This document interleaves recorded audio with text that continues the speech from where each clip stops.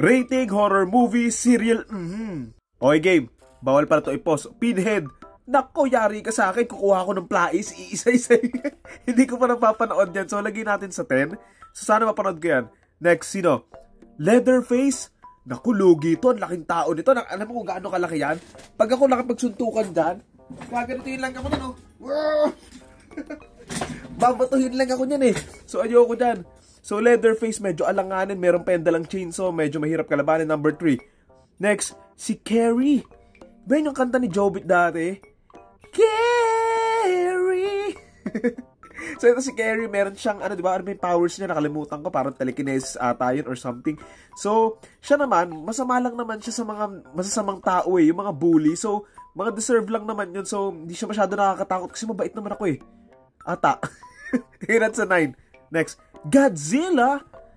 Naku, GG ako nito. Laki nito. Isang apak nito. Buong lugar na namin. So, siguro Godzilla. Medyo mahirap kalabanin.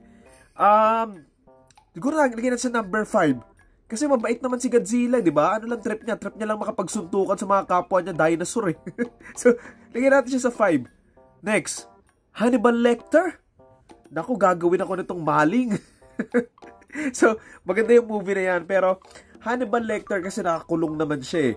Pero kung nasa labas siya, tapos para lang siya si Dexter na paaligid-aligid, nakakatakot. So, lagyan natin sa may 6 kasi nakakulong naman si Hannibal eh. Huwag lang natin papakawalan.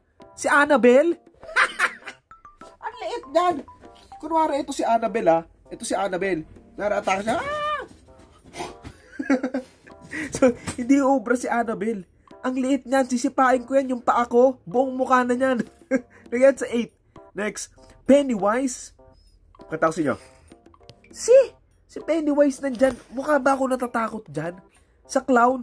Tsaka si Pennywise, as long as hindi ka matakot, hindi ka matatalo niyan. Takot niyang mabuli. So, lagyan natin siya sa 7. Next, last 3. Jason Voorhees, naku. Para tong si Leatherface eh. Pero ito rin, ang tangkad, ang laki ng katawan. Naku, mahirap to, may machete pa. Tandaan mo, pag hinahabol kayo niyan, wag lang kayong mag-aano. Kasi yung mga nag-aano, yung mga main target niyan eh. So, nakakatakot. So, lagyan natin sa 2. Last 2. Ghostface, Kutsilyo. Ano magagawa niyan? Kadalasan pa si Ghostface, tropa lang din nila. So, alam mo yun, mahina lang yan si Ghostface. Tapos ano, costume niya, tela lang. Maskarang gawa sa plastic. Kayang-kaya yan for. Dapat nga mas mababa pa. Michael Myers? Ang mahirap kay Michael Myers, siya lang yung naglalakad, pero nahahabol pa rin niya yung taong tumatakbo. Kahit ata si Usain Bolt habulin yan, mahahabol niya eh. So, deserve niya yung number 1. Tsaka immortal pa siya, di ba? Oh, okay na yan. Okay, top 10 ko. Agree ba kayo? Yun lang. Thank you. Sa mga random.